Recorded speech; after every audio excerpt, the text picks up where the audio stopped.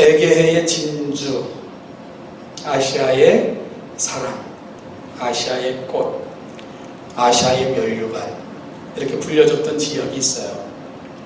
어디냐 하면은 바로 터키의, 그 이름은 몰약이라는 이름 뜻이 그렇고요. 그리고 그 유명한 대서사 시인 일리아드와 오디세이를 쓴 호머의 고향이기도 한 곳, 바로 서머나입니다. 지금은 그곳을 이제 이즈미르, 제가 한번 거기 가본 적이 있는데 정말 아름다운 그런 도시입니다. 터키의 3대 도시 중에 하나이기도 하고요. 이 도시에 주 153년 2월 23일로 이렇게 기록되어 있는데 아주 유명한 사건이 하나 발생을 하죠. 한 노인이 양손을 이렇게 밧줄에 묶인 채 그렇게 광장으로 끌려 나왔습니다. 광장에는 그를 화형시키기 위한 장작더미가 쌓여 있었죠. 너무 안타까웠어요. 노인이 그렇게 끌려 나온 모습 보니까 너무 안타까워가지고 그 지역을 다스리던 총독이 그를 향해서 말했습니다. 할아버지, 그냥 당신이 믿는 예수 그리스도가 참 신이 아니라 황제가 주님이라고 고백만 하면 이 자리에서 풀림을 받을 것이고 집으로 돌아가서 가족과 손자들과 함께 안락한 삶을 살 수 있을 텐데 왜 이리 고생을 사서 하시오? 그러니 황제가 주님이라고 한마디만 하시오 하면서 권유했습니다. 그러자 이제 그 소리를 듣고는 청중들이 웅성웅성거리면서 그 노인의 대답을 기다리고 있었죠. 그럴 때 그 노인이 이렇게 말했어요. 내 나이 86세요. 내 나이 86세 될 동안 내가 섬겼던 주님은 나를 단 한 번도 실망시키신 적 없고 나를 배반한 적 없다고. 그런데 내가 얼마나 더 살겠다고 여기서 그 주님을 배반한단 말이요. 그러면서 결국은 화형당하여 순교의 제물이 됐지요. 그분이 누구냐 하면 폴리갑입니다. 폴리갑. 그래서 지금 터키의 그 이스탄불 그 도시를 가보면 그 지역에 바로 그 서머나 이즈미르 지역에 그 폴리갑을 기념하는 바로 그 지금 서머나 교회로 불리는 그런 교회가 세워져 있습니다. 아는 것처럼 터키는 이슬람 종교가 이슬람이고요. 대부분의 사람들이 다 이슬람교를 믿고 있고 그리고 이슬람 문화가 가득 찬 곳이에요. 심지어 그들에게 성지인 사우디아라비아를 메카를 갔다 오면 문에다가 필그림즈 하우스라는 그 편말까지 해줄 정도로 이슬람 문화와 시간이 대단한 나라가 터키입니다. 그럼에도 불구하고 지금도 그 기독교 신앙을 지니고 소유했던 사람들이 주일이면 335 짝을 지어 그 예배당을 찾고 그곳에 순교의 터를 위해 세워진 그 교회에서 예배하고 예수 그리스도를 찬송하는 그 일이 계속되고 있는 아름다운 신앙의 전통을 마련한 곳, 바로 폴리갑 기념교회 서머나 교회가 그 피 흘림의 터 위에 세워져 있는 것을 확인할 수가 있었습니다. 여러분, 오늘 우리가 읽은 본문은 바로 그 지역에 위치했던 교회, 바로 주님이 서머나 교회에게 주신 그 편지를 저와 여러분들이 함께 읽기를 소망하는데요. 요한계시록 우리 2장 9절부터 11절, 8절부터 11절 말씀을 같이 읽으면서 오늘 서머나 교회에게 주님이 주시는 말씀이 뭔가 한번 좀 확인해보는 그런 시간이 됐으면 좋겠습니다. 마찬가지로요, 교독하는 방법으로 읽을게요. 제가 먼저 8절 읽겠습니다. 서머나 교회의 사자에게 편지하라. 처음이며 마지막이요 죽었다가 살아나신 이가 이르시되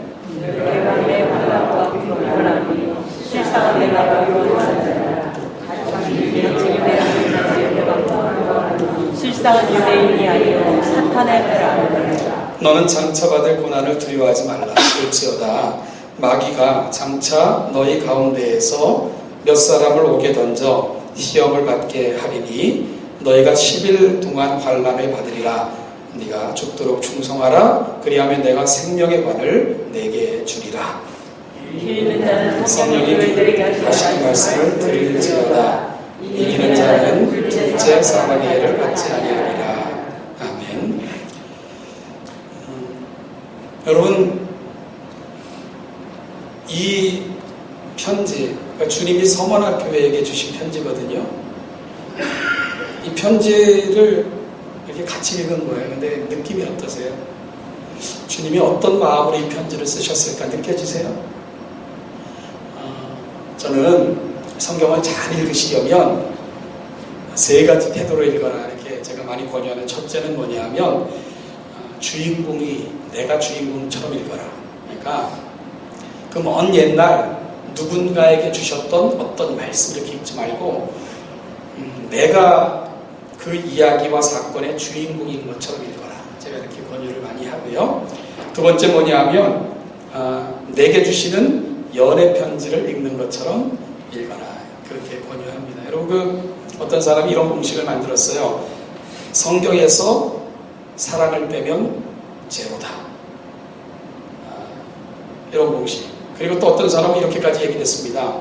성경을 마치 한약 재료인 것처럼 여겨. 이렇게 그 탕기라 그러나요? 이렇게 한약을 끓이는 그 탕기에다 집어넣고 펄펄 끓여가지고 짜내잖아요. 그죠? 한약을 짜내는 것처럼 짜내면 마지막 정말 엑기스가 나오는데 그게 사랑이다. 이렇게까지 표현을 했습니다. 그래서 성경에서 사랑을 빼면 제로다. 그러니까 성경은 하나님이 저와 여러분들에게 주시는 연애편지인 셈이지요. 그러니까 연애편지 읽듯 성경을 읽어라. 그리고 제가 권유하는 세 번째는 오늘 여기 앉아서 옛날 일을 묵상하는 것처럼 읽지 말고 내가 가야 될 그 마지막 지점에서 오늘을 바라보는 것처럼 성경을 읽어라. 그렇게 권유를 합니다. 내가 주님을 만날 날, 그날을 꿈꾸며 오늘 여기서 그 주님을 미리 만나고 싶은 마음으로 성경을 읽어라. 이렇게 권면을 하는데요. 자, 여러분 그 마음으로 우리 성경을 다시 한번 읽어보죠. 오늘 본문을 그 마음으로 한번 읽어보시는 겁니다.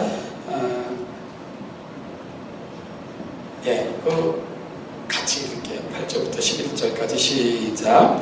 서머나 교회의 사제에게 처음이요 나중에요 내가 내 반란과 불평을 알거니와 실상은 내가 원하는 자야. 자칫 유대인이라는 자들의 해법과 실상은 유대인이 아닌 어떤 자야. 내가 잡혀받을 훈련을 두려워하여 볼지어다 마귀가 장차 너희 가운데서 몇 사람 보기로 시험을 받게 너희가 10일 동안 혼란을 내가 죽도록 충성하라. 그리하여 내가 생명의 권리를 내게 주리라. 귀 있는 자는 성령의 교회에게 하시는 말씀을 들을지어다. 아멘. 이게 여러분들은 아직 옛날 성경을 쓰시는군요. 그래서 저랑 다르군요. 여러분들은 후졌고 저는 새거고. 제가 쓰면 개역개정판이라 여러분들이 썼던 것과 조금 달랐는데요. 뭐 큰 뜻의 문제는 없으니까. 이 편지를 쓰는 주님의 마음은 사실 그렇게 기뻐 보이지 않아요. 그리고 즐거워 보이지도 않습니다. 사실 그 요한계시록 2장부터 3장을 보면 주님이 아시아에 있는 7교회에게 편지를 보내시죠. 그 중에서 책망은 없고 주님으로부터 칭찬만 받은 2교회가 있습니다. 바로 빌라델비아 교회와 그리고 서머나 교회입니다. 그런데 정말 책망을 받지 않고 칭찬만 받은 게 너무 귀하잖아요.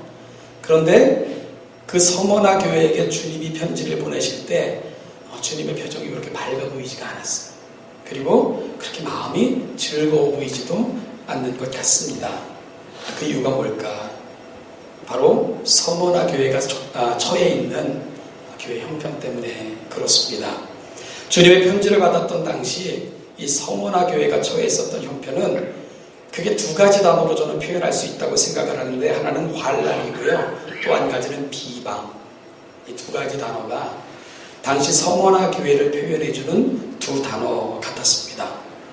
사실 그 서머나 교회가 위치했었던 그 지역은 지금도 가보면 너무 아름답지만 정말 아름다운 지역이었습니다.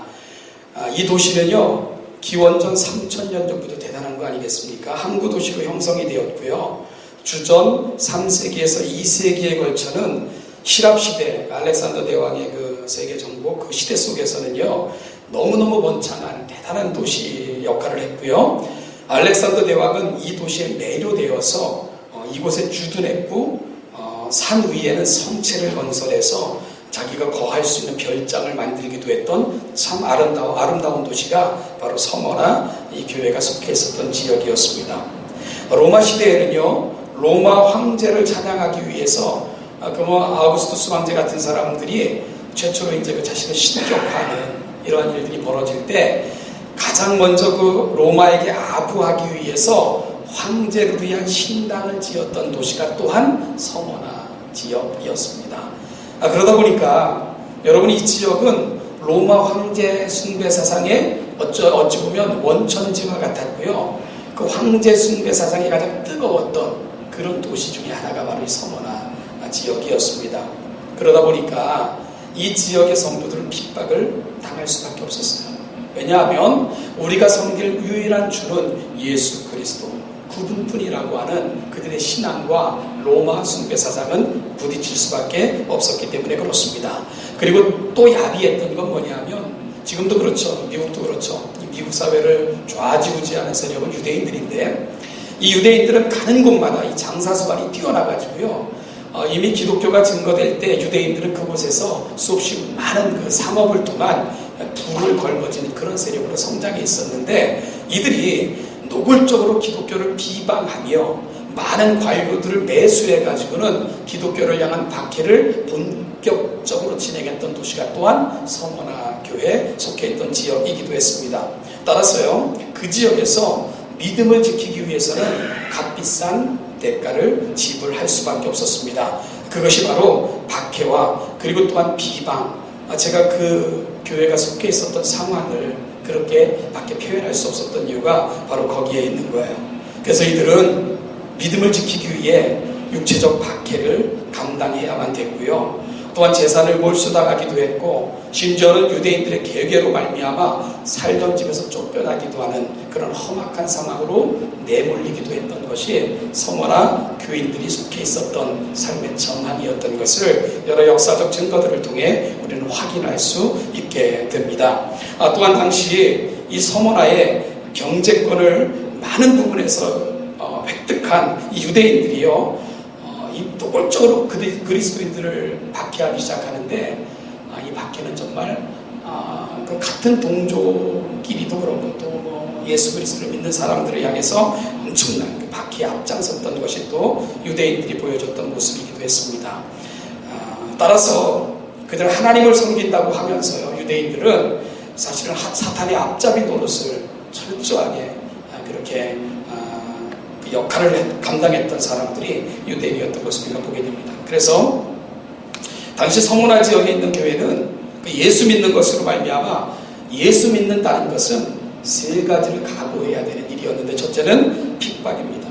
그리고 두 번째는 물질적 손해와 가난, 그리고 세 번째는 죽음에 대한 위협. 이 어려움에 항상 노출되어 있었던 것이 당시 서머나 교회가 속해 있었던 형편인 것을 우리가 보게 됩니다. 여러분, 이것이 당시 주님의 편지를 받았던 그 서머나 교회가 속해 있었던 형편이었어요. 그러니까 그 교회의 편지를 쓴 우리 주님의 마음이 그리 좋아 보이지는 않는 거죠. 그리고 우리가 행간을 묵상하고 있으면 그 편지를 쓰셨던 주님의 표정도 그리 밝아 보이지는 않고 안타까워하시는 그 마음을 우리가 여실히 느낄 수 있는 것, 그게 저와 여러분들이 함께 읽었던 오늘 본문이 가지고 있는 느낌이고 뉘앙스이고 또 본문의 배경인 것을 우리가 이렇게 보게 됩니다. 여러분, 한번 물어볼까요? 예수 믿다가 이런 어려움을 당하시면 여러분 어떻게 하시겠어요? 예수 믿는 것 때문에 이런 어려움을 당해보신 적 있나요, 여러분 혹시? 죽음의 위협 앞에 놓이기도 하고, 살던 곳으로부터 쫓겨나기도 하고, 그리고 물질적 손해와 수없이 많은 가난까지도 감당해야 되는 상황. 여러분들이 그런 상황에 내몰린다 할지라도 예수만이 나의 주님이십니다. 고백할 수 있을까요? 물론 이렇게 질문하는 이유는 안 될 사람들한테는 질문도 안 합니다. 여러분들은 능히 그러실 수 있으리라 믿고 제가 질문하는 건데요. 우리가 흔히 듣는 말, 이런 말이 있어요. 예수 믿고 잘못되면 세상에 비웃음거리가 된다. 예수 믿고 가난하게 살면 하나님의 영광을 가리는 거다. 저희가 학생 때 심지어 어른들은 뭐라 그랬냐면 예수 믿다가 대학 떨어지면 하나님의 영광을 가리는 거예요. 그러니까 예수 교회 일하는 거는 대학 가서 하고 고등학교 때는 신앙생활 대충 적고 공부에 전념해. 그게 하나님의 영광을 드러내는 거야. 얼마나 많이 들었는지 몰라요. 여러분도 그렇게 생각하세요? 그렇게 생각하십니까? 아니요. 여러분 그런 기준으로 생각하면 서문화 교회는 철저하게 실패한 교회입니다. 하나님의 영광을 가린 교회예요. 세상에 하나님의 이름을 비웃음거리로 만들었던 교회가 서문화 교회일 수밖에 없는 거예요. 우리가 신앙생활을 하면서 참 조심해야 될 게 몇 가지가 있는데 그거는 생각을 닫는 거예요. 그냥 흘러가는 대로 몸을 맡기는 거예요. 세상이 주입시켜놓은 생각을 아무런 비판 없이 받아들이는 거예요. 그리고 그 생각에 나를 맡기는 거예요.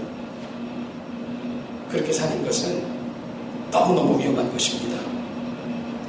사랑하는 여러분, 성경을 볼 것 같으면 사람들이 보는 것과 주님이 보는 것이 전혀 다른 경우가 너무나도 많다는 것을 우리가 이해해야 돼요. 그러면 그리스도인들은 누구냐? 예수 믿는 사람들은 어떤 사람들이냐? 고민해야 됩니다. 예수 그리스도의 사람 크리스찬이라는 것은 헬라어로 엔 크리스토, 엔이라는 게 뭐냐면 이게 전치사인데요. 영어로 인이란 뜻이에요. 인. 그럼 여러분들 영어를 무지 잘하시죠? 인이 어떤 뜻인 줄 아세요? 인? 헬라어 그 원어대로 하면 인이라는 전치사는 원 안에 있다 그런 뜻이에요. 원 안에 있다. 따라서 그 인 크라이스트의 원래 헬라어는 엔 크리스토입니다. 엔 크리스토. 그러면 예수 믿는 사람들은 누구냐? 그리스도라는 원 안에 있는 사람들. 그들이 그리스도인들이에요. 그러면 예수 그리스도가 가는 곳에 나도 가야 마땅한 거예요. 예수님이 움직이시면 나도 주님과 함께 움직이는 게 맞는 거예요. 내가 예수 그리스도 안에 있기 때문에 그분의 생각을 붙드는 게 맞는 거예요. 그분이 원하시는 것을 가슴에 담는 게 맞는 겁니다. 그분의 시선이 어디에 머물러 있는지 그 시선을 따라가는 것, 그게 그리스도인이에요. 그분이 무엇을 소망하시는지 가슴으로 뜨겁게 그분의 생각을 붙들고 싶어, 그분의 생각을 따르고 싶어, 그분과 함께 가고 싶어 몸부림치는 사람들, 여러분 그들이 그리스도인이에요. 그게 그리스도인이라는 말이 갖고 있는 의미예요. 근데 우리는 너무 쉽게 세상을 따라요. 너무 쉽게 세상의 생각에 내 자신을 그냥 맡겨요. 그리고 그것 가지고 우리도 여전히 예수 믿는 시중만 하고 있는 것 아닌가 우리가 고민할 필요가 분명히 있습니다. 그런데요, 우리가 요한계시록 3장 17절에 보면 라오디게아 교회라는 데가 있어요. 라오디게아라는 교회가 있어요. 라오디게아 지역에 있는 교회였는데 이들은 뭐라고 얘기했냐면 그 라오디게아 지역은 매우 부유한 지역이었습니다. 정말 부유한, 상업적으로 매우 뛰어난 지역이었기 때문에 정말 부유했어요. 그래서 그들은 생각했어요. 우리는 부자라. 우리는 부유하여 부족함이 없다. 우리는 정말 모든 것으로부터 주님으로부터 정말 축복받은 사람들이야. 이렇게 자부하며 살았어요. 그런데 주님이 그 라오디게아 교회를 평가하실 때 여러분 뭐라고 평가하셨는 줄 압니까? 너희들은 헐벗고 굶주린 걸 모르느냐 이렇게 평가했다니까. 그래서 안약을 사서 그 지역의 유명한 특산물이 안약이었거든요. 너희들이 그토록 자랑하며 부의 그런 원초도로 삼고 있는 그 안약을 니들의 눈에 좀 발라라. 그리고 니들의 실상을 좀 봐라. 얼마나 헐벗었고 얼마나 굶주리고 있는지 너희들의 실상을 좀 바로 보아라. 주님이 라오디게아 교회를 향해서 그렇게 요청을 하셨어요. 반면에 세상의 가치관으로 볼 때 서머나 교회는 헐벗은 교회예요. 가난한 교회입니다. 성경에서 가난하다고 평가할 정도면 매우 가난한 거예요. 예수 믿는 것 때문에 그들은 삶의 자리, 거처, 경제적인 아니면 사회로 나아갈 수 있는, 출세할 수 있는 길까지도 막힌 사람들, 그들이 서머나교회 성도들이었어요. 그런데 여러분, 주님이 이 교회를 어떻게 평가하셨는지 압니까? 어떻게 평가하셨는지 아세요? 우리 9절 한번 같이 읽어볼게요. 9절입니다. 요한계시록 2장 9절 말씀 한번 같이 읽어보겠습니다. 시작. 내가 내 만남과 공부를 알거니와 수상은 내가 고요한 자라 같이 교회를 하는 자들의 대화도 알으니 수상은 유대인이 아니요 천산의 하나니라. 주님이 서머나교회를 향해서 뭐라고 평가해 주셨죠?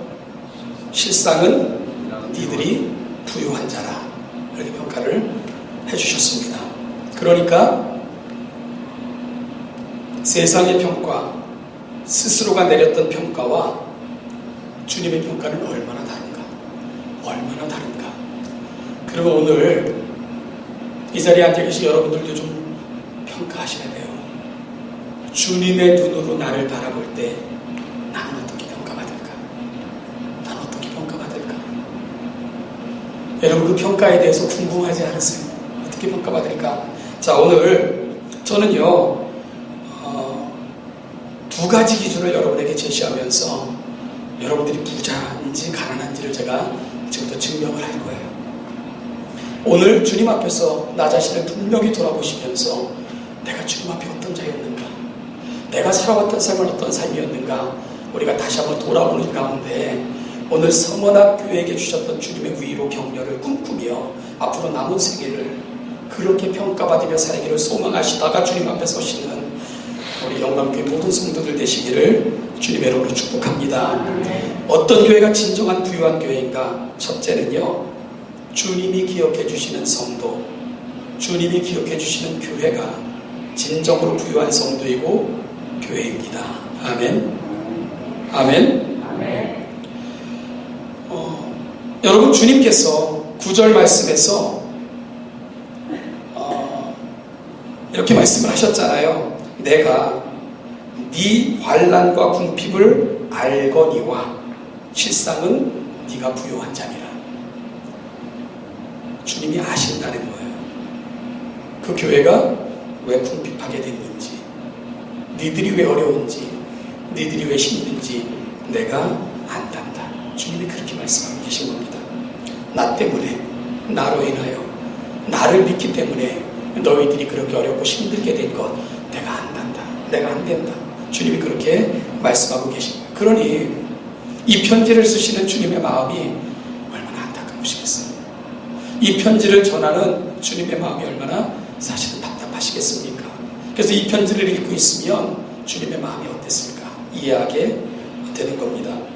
사랑하는 여러분, 이 땅에서 살 때 하나님의 영광을 위해 하나님은 물질의 복도 허락해 주세요. 저는 물질이 잘못됐다고 말씀드리는 것도 아니고 부자가 잘못됐다고 말씀드리는 것도 아닙니다.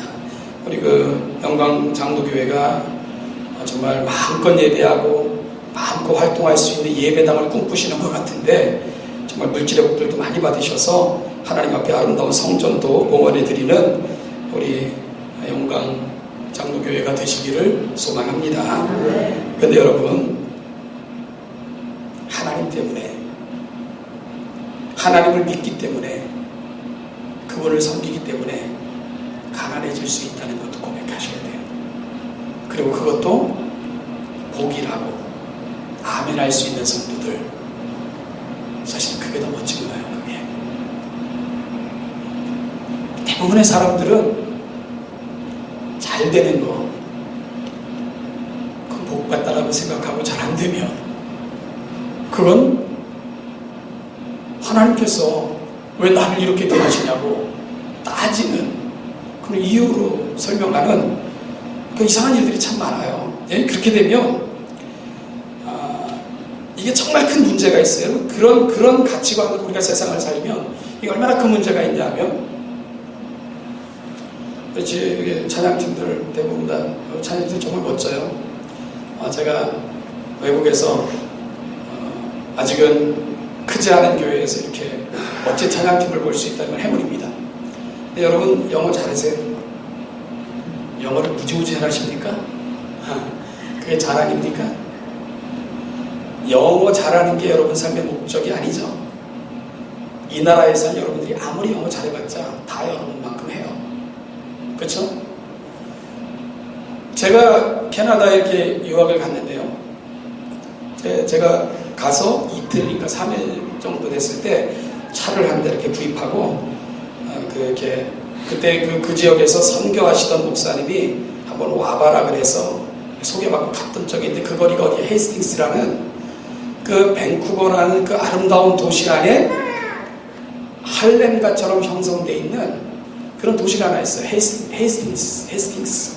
그런데 저는 그 거리 가고 깜짝 놀랐어요. 왜냐하면 저녁 어스름해지면요 건물마다 철장이 척척척척 내리고 그 다음부터는 좀비들의 거리처럼 바뀌어요. 거기를 오가는 사람 전부 이러고 다녀요. 전부 드러거들 아니면 그 알코올 어떤 그 술 그러니까 그런 사람들의 거리로 바뀌는 거예요. 그러니까 일반 사람들은 다니기 힘든 그런 거. 나는 이런 도시에 이런 거리가 있을까 싶을 정도로 아주 험악한 도시로 바뀝니다. 그런데요, 제가 정말 재미있었던 건 뭐냐면 그 도시에 보면 거지들이 되게 많아요. 근데 거기서 이제 이렇게 편의점이 있어가지고 커피 한 잔 마시고 싶어서 커피를 사러 편의점에 딱 들어갔더니 들어가는데 보니까 거기서 나는 거지가 그렇게 잘생긴 사람도 처음이야. 잘생긴 거지가 진짜 잘생긴 개하고 이렇게 누워있더니 이렇게 저한테 돈을 좀 달라고 구걸을 하는데 거지도 영어로 하더라고요. 그걸. 그리고 주머니 뒤져가지고 돈을 줬죠. 그랬더니 그 사람이 저한테 God bless you 그러면서 영어로 축복을 해요.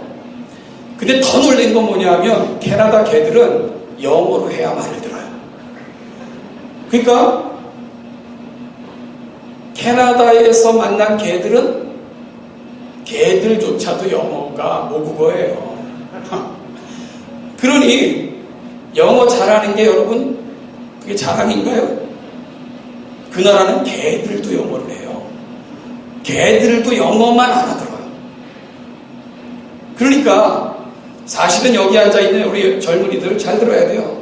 여러분들은 영어 잘하는 게 여러분들의 강점이 아니고 한국어 잘하는 게 강점인 거예요. 한국어를 잘하는 민족이 별로 없거든. 영어 잘하는 사람들은 세상에 싹이 셌어요. 여러분 영어를 모국어로 하는 나라가 이 나라 하나뿐만 아니잖아요. 영어 잘하는 건 여러분들의 장점이 아니에요. 한국어를 잘하는 게 장점이에요. 그리고 여러분들이 한국에 진출해서 사회생활하길 원한다면 영어 잘하는 것까지는 통하지 않습니다. 워낙 잘하는 사람 많아요. 한국어 잘하는 사람들을 좋아해요. 한국어 못하는 사람들은 한국 회사에 취직이 안 돼요. 왜냐하면 그 사람들은 뽑아봤자 서류 하나 작성할 줄을 몰라요. 그래서 그런 사람들은 장점이 없어요. 여러분들이 인터내셔널한 정말 국제적인 인물이 되려면요 한국을 사랑하셔야 돼요. 한국을 잘하십시오. 그러면 여러분들은 세계에서 가장 어려운 언어 중에 하나인, 물론 배우고 익히는데 너무 쉽지만 그걸 구체적으로 알기 너무 어려운 한국어를 자유롭게 쓴다는 것은 굉장한 장점인 거예요. 굉장한 장점. 여러분 우리가 이 세상을 살면서요 우리가 만들어놓은 관점 가지고 세상을 살면 큰 손해를 봐요. 그건 진리도 아니에요. 이 땅에 영어 잘하면 자녀 성공시키는 거 생각하시고 이 땅에 오신 부모 있나요? 큰 착각입니다. 그건 장점도 아니고 그건 자녀를 위한 것도 아니에요. 그러면 여러분들이 정말 자녀를 사랑한다면 예수 그리스도의 관점으로 세상을 볼 수 있도록 도와달라 이 말씀입니다. 여러분 세상은 바뀌어요. 우리의 관점은 진리가 아니에요. 그러나 이 세상 쓰여진 이후로 단 한 번도 한자도 바뀌지 않은 유일한 것이 있다면 하나님의 말씀인 줄 믿으시길 바랍니다. 그렇게 가야지 되는 거예요. 그게 그리스도인들인 거예요. 그게. 그리고 우리의 관점은 내가 보기에 네가 보기에가 아니라 정말 주님 보시기에 어떤가 이렇게 가야 되는 거예요.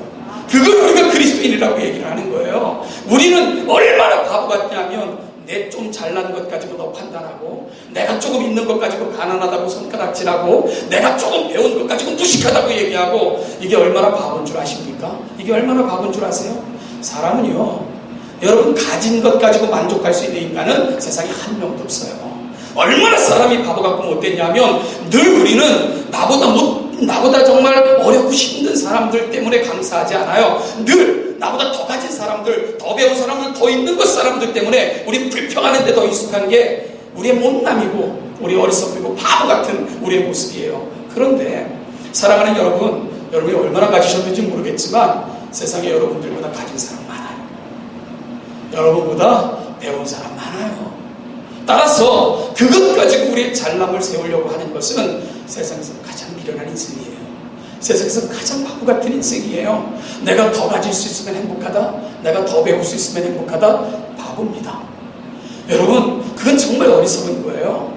오늘 우리는 우리의 시선을 교정시켜야 됩니다. 어떻게 교정시켜야 되는 줄 압니까?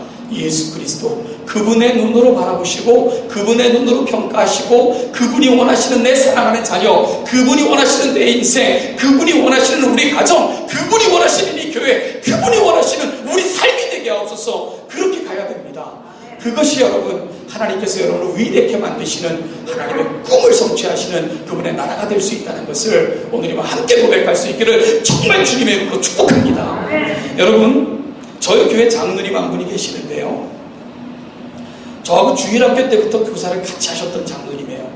우리가 꿈을 꾸기를, 우리는 여러분 여기서 예수 늦게 만나신 분들 정말 감사하셔야 되는데, 우리 꿈이 뭐였냐면 나이 들어 예수 믿는 사람 만들지 말자, 우리가 다니엘과 같은 사람을 만들자, 요셉과 같은 젊은이들을 키워내자, 아주 뼛속까지 그리스도인인, 정말 생각 자체가 그리스도인인. 여러분, 사람이 얼마나 바뀌기 힘든 줄 아시죠? 나이 많아서 예수 믿으면요, 이거 안 바뀌어요.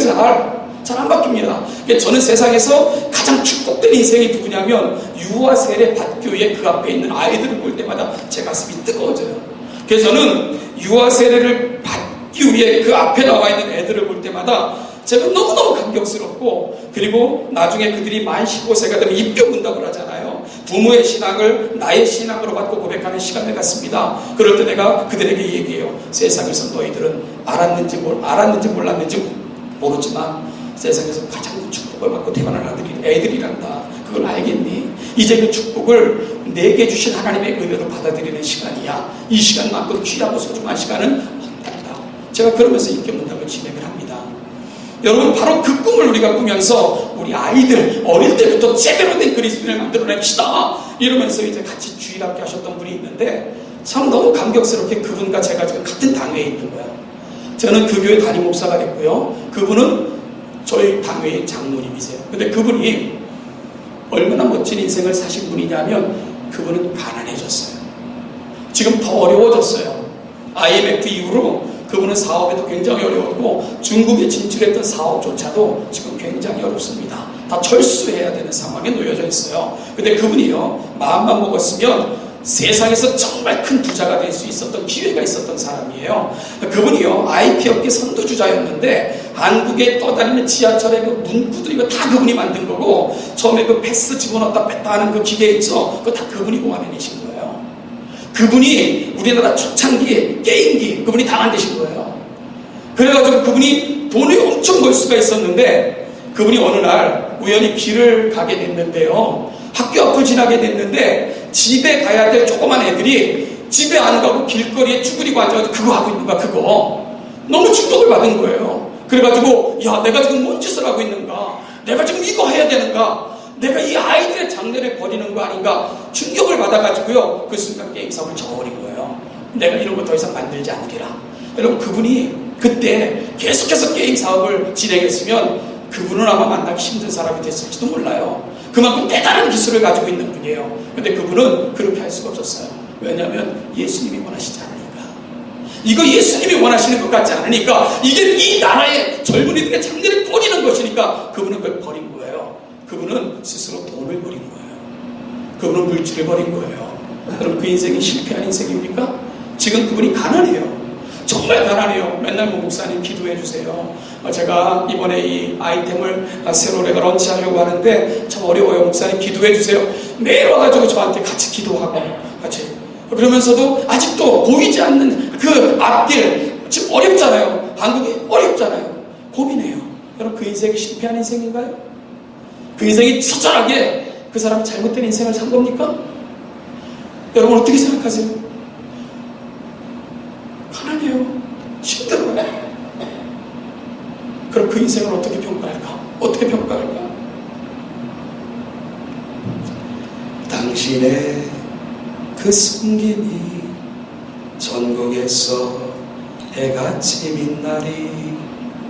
당신의 그 사랑이 전국에서 해같이 빛나리. 이거 제 입으로 할 소리는 아니지만 제가 노래를 잘했던 사람인데 저희 성대 결절 이후로 치료를 못해가지고 지금 제 목소리가 되게 안 좋은데, 그 다음 가사가 뭐죠? 한번 해봅시다. 시작. 주님이 기억하시면 족하리. 불타는 사랑으로 가득한 모습. 천사도 응모하는, 천사도 응모하는 아름다운 그 모습. 전국에서 해같이 빛나리. 여러분, 어떤 인생이 아름다운 인생입니까? 주님이 기억하시는 인생. 주님이 기억하시면 족하리. 불타는 사랑으로 가득한 모습, 천사도 응모하는 아름다운 그 모습, 주님이 기억하시는 모습. 저는 오늘 여러분들이 주님이 기억하셔서 안타깝게 바라보시며 그 마음으로 여러분들을 끌어안고, 나 때문에 힘들고 나 때문에 어렵기 때문에 너무 안타까워서 시선을 뗄 수 없는, 정말 주님께서 가슴을 열고 편지라도 보낼 수밖에 없는 그런 인생들 되시기를 주님의 이름으로 축복합니다. 여러분, 이게 아멘하기 힘든 거예요. 아멘하기 힘든 거예요. 그럼에도 불구하고 우리에게 아멘이 있다면 주님이 얼마나 기뻐하실까요?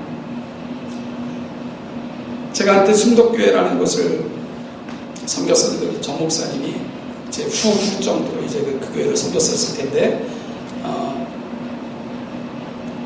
그 성도들이 순덕교회를 거쳐갔던 교역자들을 쭉 열거하면서 평가를 해요.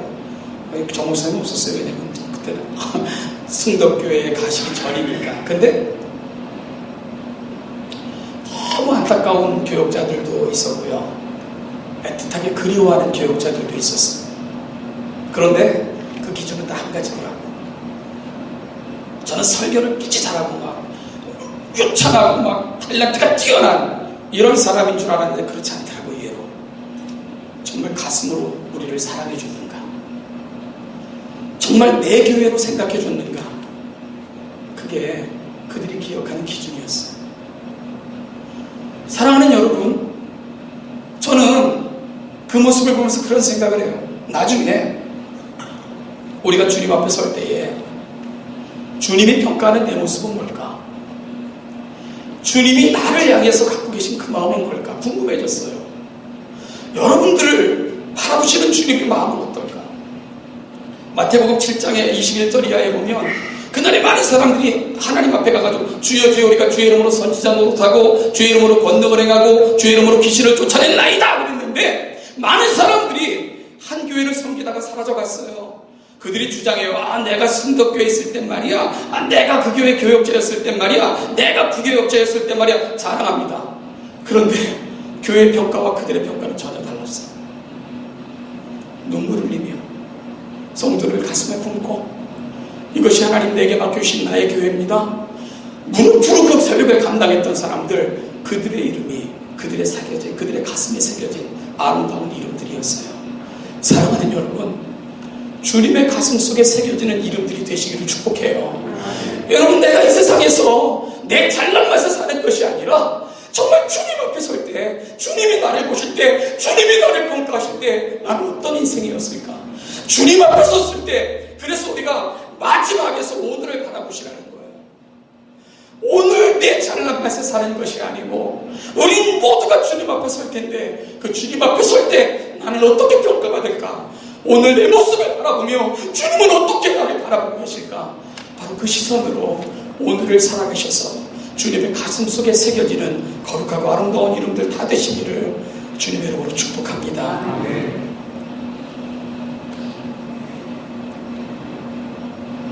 자야 한번 하시죠. 주님 너를 항상.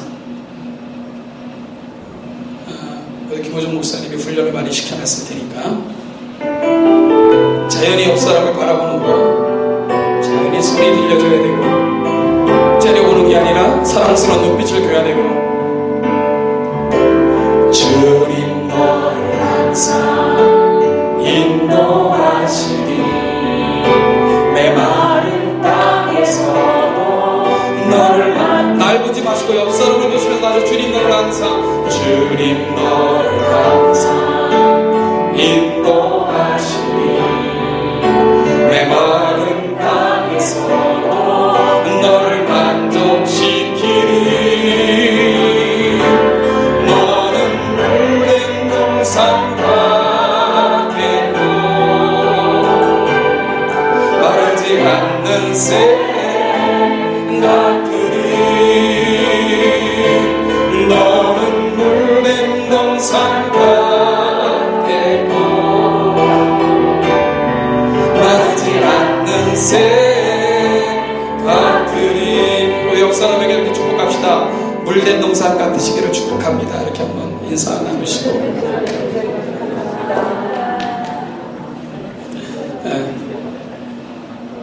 시사님 나중에 한국 오시면 저에게 오세요. 저기 뭐야 이 교회가 너무 부러워서 하는 얘기니까 기분 나쁘게 듣지 마세요. 그 한국에 오시면 오세요. 여러분 어떤 인생이 물된 동생 같은 인생입니까? 주님 너를 항상 인도하셔야 되는 거예요. 주님이 함께 하셔야 되는 거예요. 주님이. 그리고요 가난해도 부유해도 주님이 함께 하시면 그게 부유한 인생입니다. 나는 정말 가난한가 부유한가 평가해 보시기 바랍니다. 두 번째는요, 어떤 성도 어떤 교회가 부유한 성도 교회인가 하면요, 언제든지 주님께서 부탁할 수 있는 성도 교회, 그런 성도와 교회가 진짜 부유한 성도며 교회입니다. 오늘 본문 10절에 보면 아주 유명한 구절이 나와요. 뭡니까? 여러분 다 외우시는 우리 장로님들은 집에 가면 잎에 다 걸려있죠. 그죠? 어떤 장로님들은 장로 안수를 어디서 받으셨는지 모르겠는데 한국은 특히 저희 교단은 목사든 장로든 임직을 하면 잎을 다 줘. 내가 죽도록 충성하라. 그리하면 생명의 멸류관을 내가 내게 주리라. 요한계시록 2장 10절 말씀. 장로님 그거 있으시죠? 그 이민 올 때 가져오셨어요? 걸려 있습니까? 그것까지 가져오셨어요. 그래. 저는 그 패를 줄 때마다 너무 미안했어요. 그래서 저희 교회는 바꿨어요. 사실 임직패를. 왜냐하면 그 장로패는 교단 장로회에서 주는 거기 때문에 어쩔 수 없이 받으신 거고, 저희는 저희 임직패를 바꿨습니다. 왜냐하면 이거 그렇지 않아도 수고하고 애쓸 사람들한테 처음부터 기죽이 필요 있냐, 이게 뭐 축복해주지 못할 망정 처음부터 네가 죽도록 충성하라고 얼마나 마음에 짐이 많겠어요. 그래서 저는 바꿔버렸습니다. 저희 임직패는. 그런데 여러분 이 말씀이요, 이거 잘 묵상하셔야 돼요. 저는 이거 잘 묵상하셔야 됩니다. 그게 어떤 말씀인 줄 아세요? 서문학교에 보시면서 주님이 마음이 참 많이 아프신 거예요. 그래서 그 교회를 위로하고자 편지를 쓰신 거예요. 그런데 주님이 이렇게 말씀하시면 얼마나 좋을까? 얘야 고맙다. 잘 참았다. 지금까지 나를 위해 참 잘 견뎌줬구나. 내 편에 서줘서 고맙다. 이제 너는 만사형통할 거야. 모든 게 잘 될 거다. 이제 내가 책임져 줄게. 사실 우리 목사들은 그러고 싶어요. 어려움에 당한 성도들 신방하면 조금만 참으세요. 주님이 다 갚아주실 겁니다. 주님이 다 여러분의 기도를 듣고 계십니다. 곧 회복되실 겁니다. 우리도 그러고 싶어요. 그런데 오늘 본문은 그런 말씀이 아니에요. 오늘 본문은 어떤 말씀이냐 하면, 고맙다. 지금까지 내 곁에 있어줬구나. 그래서 네가 가난해졌구나. 그래서 내가 힘들구나. 너무너무 고맙다. 그런데 얘야, 그런데 사랑하는 나의 교회야, 더 어려워질 거야. 더 힘들어질 거야. 네가 죽도록 충성하라. 여러분, 뭐가 암시되어 있습니까? 생명을 내놔야 되는, 지금까지는 어렵고 힘들었는데 이제는 생명을 걸고 싸워야 되는 그 싸움이 남아있는 거예요. 그럴 때도 주님이 뭐라고 말씀하시는 건 줄 압니까?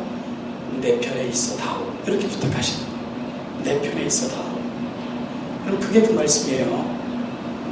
지금까지 너희들이 참고 견뎠으니까 이제 내가 책임져 주마. 앞으로 너희들은 만사형통할 거다. 다 잘 될 거다.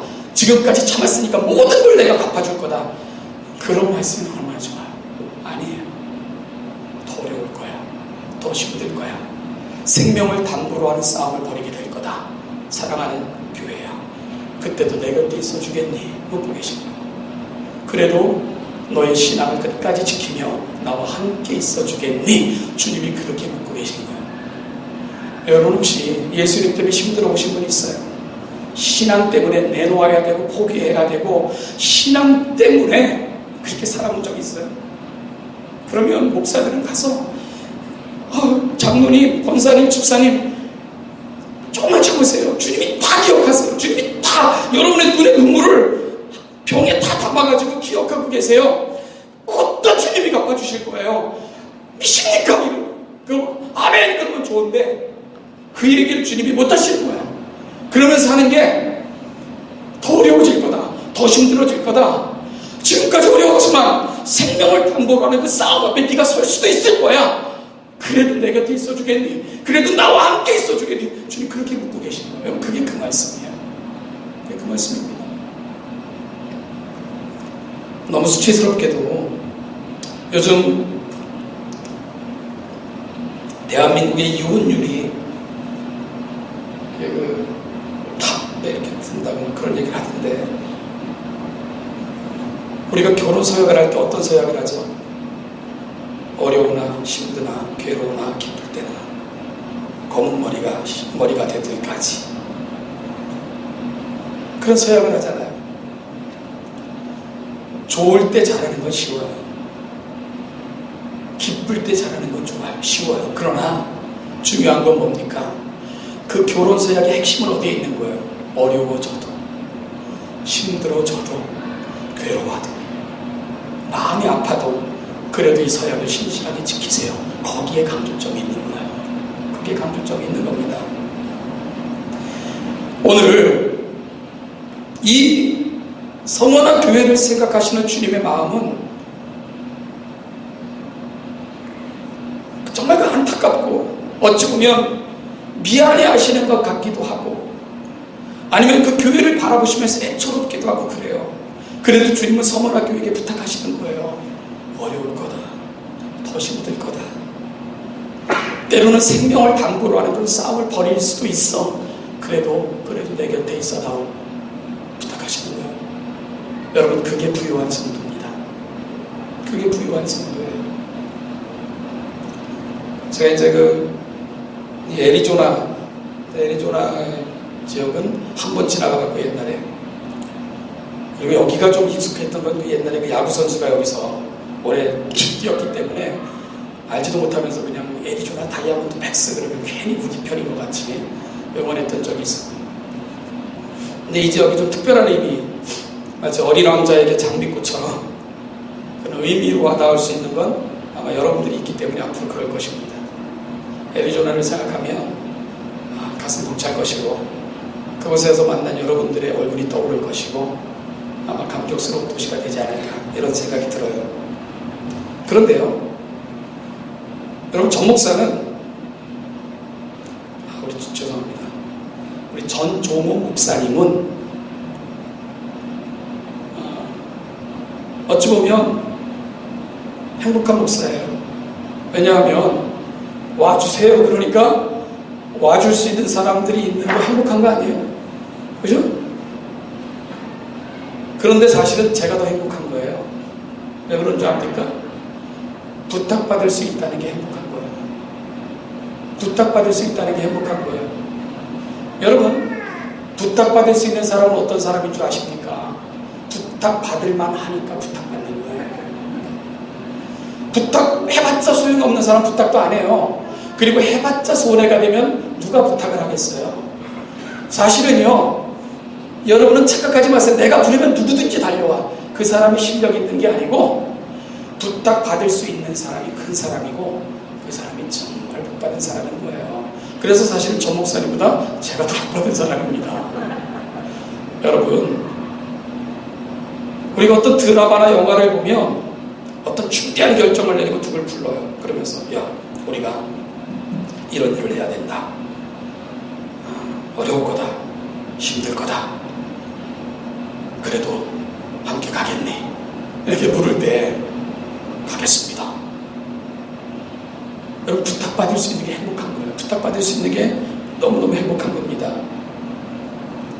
오늘 우리가 기억하고 있는 이 서머나 교회가 바로 그런 교회였다는 거예요. 서머나 교회는 주님이 힘들고 어려운 길을 함께 가자고 권유할 수 있었던 교회였어요. 부탁받을 수 있었던 교회였어요. 주님이 함께 가고 싶은 교회였어요. 그리고 거절하지 않을 교회였어요. 그래서 주님께서는 지금까지도 힘들었는데, 지금까지도 아팠는데 그 교회를 향해서 또다시 부탁하시는 거예요. 더 힘들 거야, 더 어려울 거야, 더 아플 거야. 그래도 같이 가다. 같이 가다오. 나중에 이 땅에서는 보상받지 못한다 할지라도 장차 내가 너에게 씌워줄 생명의 면류관만 있어도 된다는 그 마음의 고백과 감격이 있다면 나와 함께 가다오. 여러분, 이 땅에서 보상받을 걸 기대하지 않는 주님의 요청이에요. 이 땅에서는 내가 너에게 보상해주지 못할지도 모른다. 아니, 네 목숨을 나 때문에 순교의 제물로 내놓아야 되는 상황에 네가 서 있을지도 몰라. 이 땅에서는 내가 너 때문에 너에게 보상해줄 게 없을지도 몰라. 그러나 그럼에도 불구하고 네가 내 앞에 설 때 내가 네 머리에 씌워주는 그 생명의 면류관, 그것만이라도 괜찮다고 네가 고백할 수 있다면 나와 함께 가자. 나와 함께 가주렴. 함께 가줄 수 있을 줄 내가 안다. 주님께서 그렇게 서머나 교회를 향해서 그 마음을 열어 보이고 계신 겁니다. 여러분, 이게 부요한 거 아니에요? 여러분, 이게 부자 아니에요? 여러분, 이게 정말 하나님 앞에 행복한 거 아닙니까? 하나님께서 나와 함께 가져라, 나와 함께 있어다오. 그렇게 있을 줄로 내가 아노라. 이렇게 말할 수 있는 교회, 성도 인생, 그게 값지고 그게 부자고 그게 진정으로 하나님 앞에 아름다운 인생 아니에요? 여러분, 제가 또 다시 묻죠. 정말 얼마나 사실 거예요?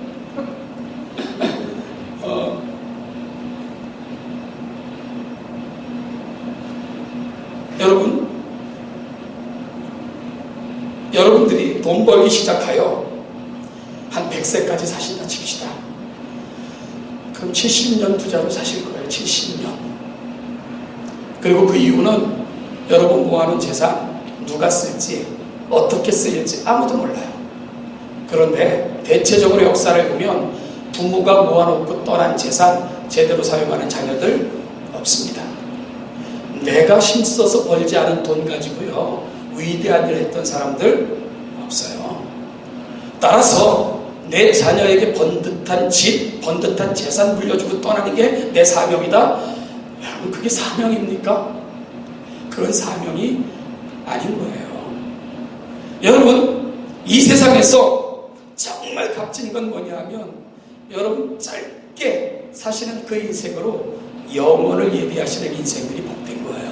아멘. 여러분, 이 땅에서는 길어야 100년이지만 그 100년 후에 영원이 있다는 걸 기억하십시오. 여러분이 주님 앞에서 그 영원을 함께 누리고 살아가야 되는데 오늘 여러분들 결정하셔야 되는 거예요. 내가 이 땅에서 잠시 살아갈 때 내가 부유하고 세상 사람들 보기에 부유하다 평가받는 인생을 살 것인가, 내가 이 땅에서 잠깐 사는 인생을 통해 영원히 부유하고 영원히 행복하며 영원히 주님으로부터 칭찬받는 그런 인생을 살 것인가. 오늘 이 밤 그 선택이 저와 여러분들 가운데 있어지기를 주님의 이름으로 축복합니다. 제가 한 얘기를 하고 마치겠어요. 제가 한 2년 전인가 2년 전에 제가 아들레이드 호주에 있는 지역에 집회를 한번 갔다 온 적이 있는데요. 청년 그때 예배 끝나고 청년 수련회를 4일 동안 인도했는데 그때 이제 젊은 부부가 그 수련장까지 그 교회에서 차로 1시간 정도 떨어진 그 해변가에 있는 수양관을 빌려서 그 현지 수양관을 빌려서 수련회를 했는데 젊은 부부가 거기를 참석을 했어요.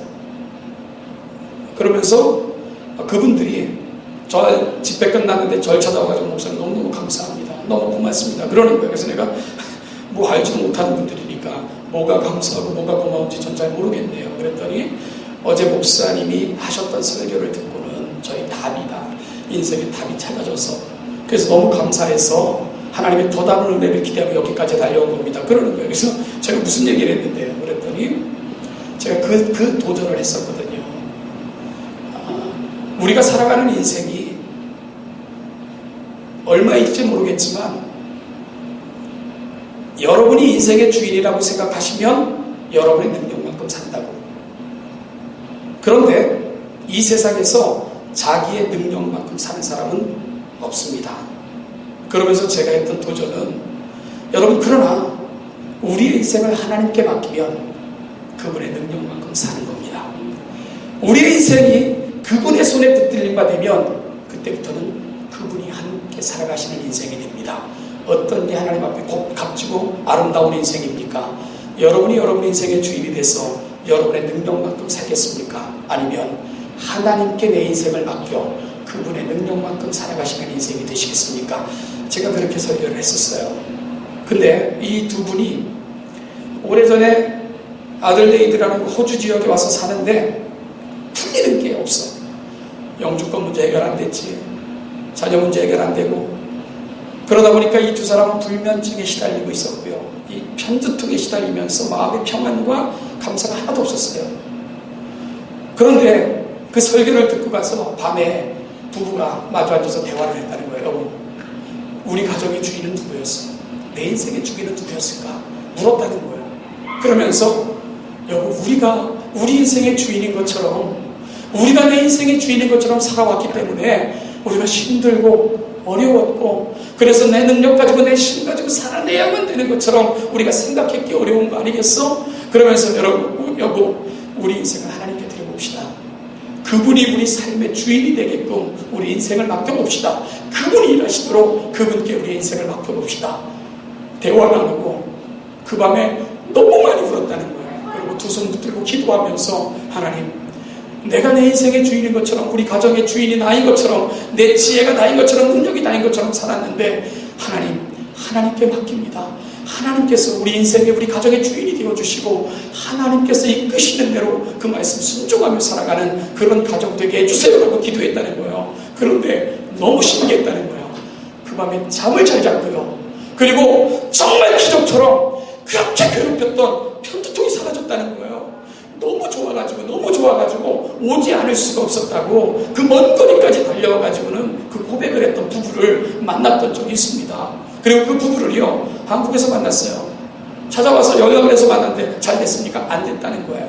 아직도 영주권이 안 됐다는 거예요. 그런데 어떠세요? 괜찮다는 거예요. 주님의 뜻이 어디에 있는지 그 뜻을 구하면서 지금 감사하며 살고 있다는 거예요. 하나님께서 이끄시면 하나님께서 원하시는 곳이 어딘 줄 그분의 뜻을 구하며 살 수 있어요. 괜찮습니다. 고백하면서 감사했어요. 사랑하는 여러분, 부유해져 있었어요. 정말 부자가 돼 있었어요. 정말 마음의 기쁨이 있었어요. 그 순간부터는 걱정하지 않는데요. 열심히 미래를 생각하며 하나님이 펼쳐갈 꿈을 위해 지금도 내 생각대로 해결된 거 없지만 그럼에도 불구하고 그분이 이끌어갈 것을 믿기에 지금도 감사하며 살고 있다고 그런 고백을 들려주고 있었어요. 사랑하는 여러분, 오늘 제가 여러분들에게 축복하며 또 도전합니다.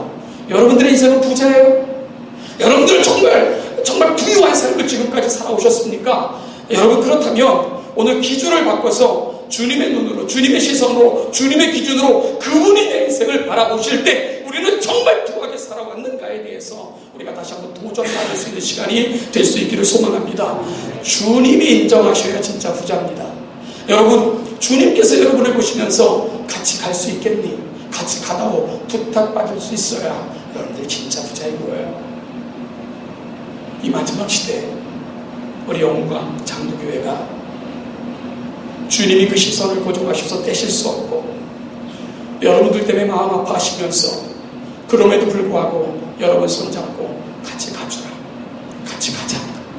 이 땅에서 내가 보상해주지 못한다 할지라도 나를 위해 함께 걸어다오 부탁받을 수 있는 우리 영광장로교회 모든 성도들 다 되시기를 주님의 이름으로 축복합니다.